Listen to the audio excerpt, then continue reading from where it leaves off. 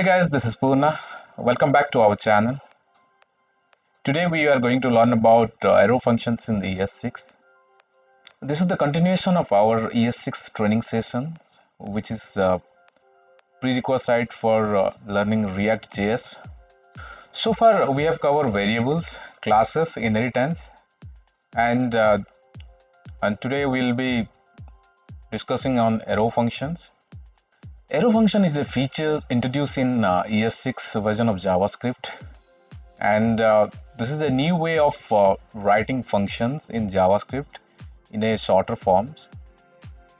Arrow functions gives a compact syntax to write function, and it looks more cleaner, and people used to call it as a fat arrow function. And this arrow function or this arrow consists of a equals symbol along with a greater than symbol. Here is an example of using arrow function that you can see, right? In this arrow symbol, the left part denotes to the input of the function, and the right side part is basically the output of the functions, right?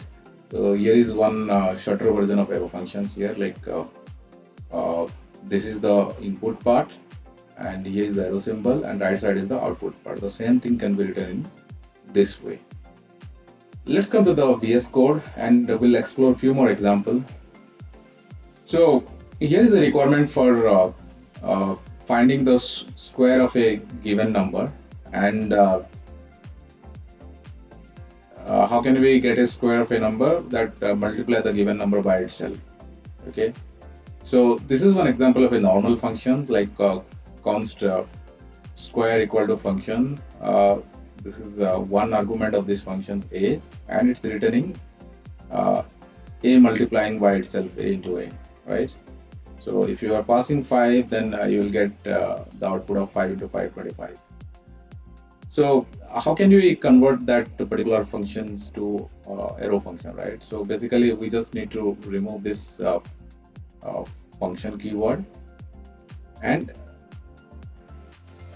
right side of this input, basically we can put a arrow function. So this is what the example, right? So if you want to convert this to arrow function, just simply remove that function and right side put a arrow symbol. So this will become a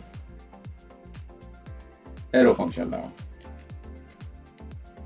So when we have a single expression in your function body, then we can remove this piece of return keyword and curly braces, and we can simply write this particular return statement.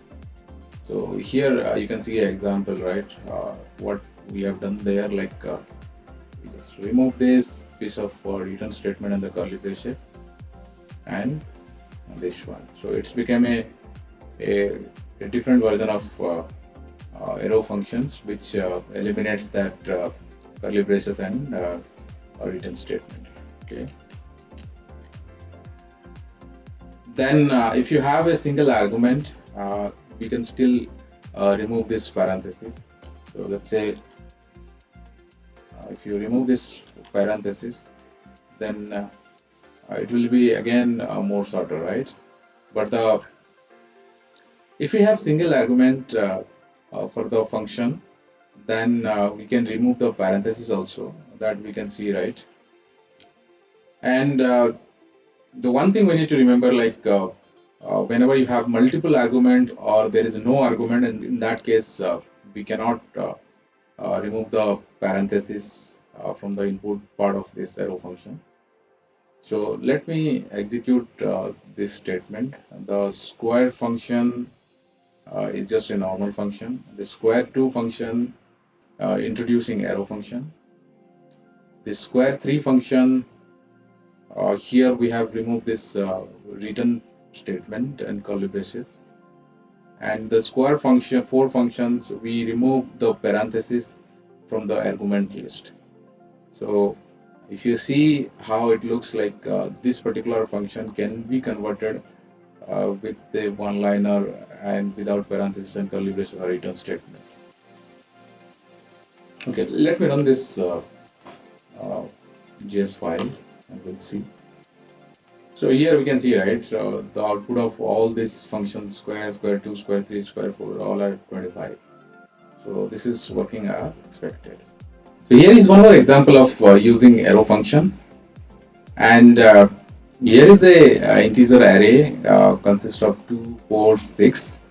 The expectation from this program is to doubling its element in the array, and here is one traditional way of uh, doubling each element. Like I'm using map function number.map.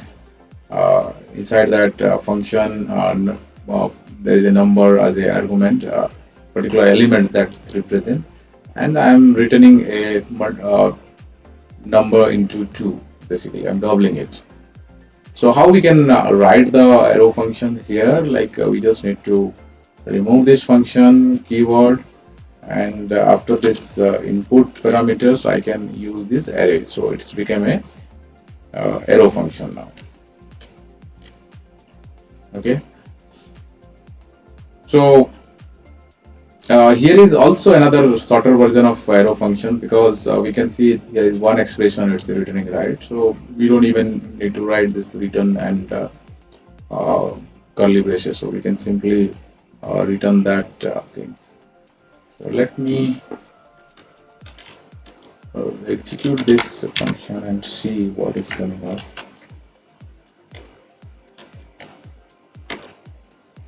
So we can see, right? So this number new is the new set of element by this normal and anonymous functions. So this is also returning 4, 8, 12. And in the second example that we can see here also, it is returning that 4, 8, 12 doubling of its element. It's using arrow function. And then third one is like the shorter form of arrow function. Here also it's returning 4, 8, 12. So it's all are working fine. So let's talk about some limitation of using arrow function. So arrow functions we cannot use as a constructor. It will give you a type error. So let's see. Here is the one example. Here is one example of using a function as a constructor, and you can see, right. So this is the calc function. So I'm creating an object of this function and trying to use its method add. Okay. So let me run this. What it will give. So this is returning 11 because I'm passing some values 5 and 6 to the method add, and through its object that I have created, right? So let me convert this function to arrow function.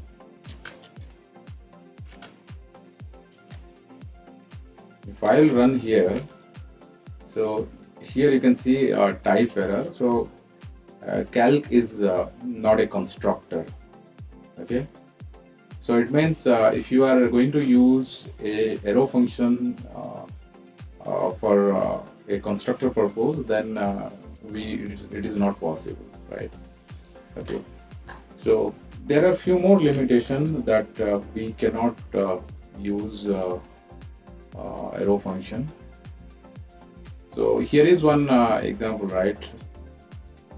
So inside a regular function, this keyword refers to the function where it is called, and with the arrow function, this keyword always represents the parent scope, and in the arrow function doesn't have its own this basically. So here is one example, and I have a object. So inside the object, I have three data members like players. Players is array. Name is the team name, and in the get summary, it will give you a summary. So what I am doing here, like these dot players, this in the sense it is representing, because this get summary is called inside this object scope, right? So what will happen, right? So this dot players means I can access this players properties, and dot map map functions is used like a loop. So inside that it give you a one player at a time, And what I am returning here, like return players is from team India. Okay, so my team name is India here, so it should return India. So if I will run this program, let's see what will happen. So it is saying like there are 3 players, so the expectation is that we print 3 statement. So statement should be like player means first it will print Virat is from team India, but it is saying Virat is from team undefined, right? So the expectation of this inside a normal function is, right, it always represent the object of color. Okay, so in this color there is no name properties basically here. So if I'll write like something, let's say self equal to this, so this is already available in the immediate parent scope for name, right? So I'm going to access reassign that this object with self, and instead of this I will use self, right? And if I will run this, you can see, so this self is now representing the immediate parent, the subject. Now the self object is available inside this function, and I am printing it, right? So if I will remove this, it will become undefined. Okay, so now this is a faulty code and it is giving undefined. So let me convert it to arrow function, and we'll see.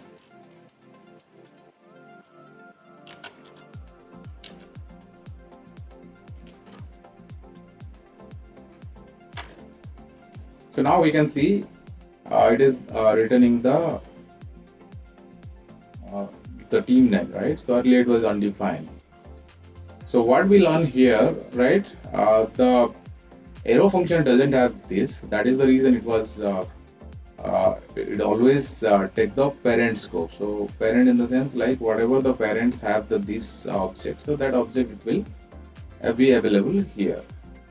This is all about the sessions today. Thank you guys. Please subscribe my YouTube channel Techipurna and follow me on Instagram Learn Full Stack. If you have any feedback or suggestion, please comments on YouTube. I'll definitely address your comments or concern. Thank you.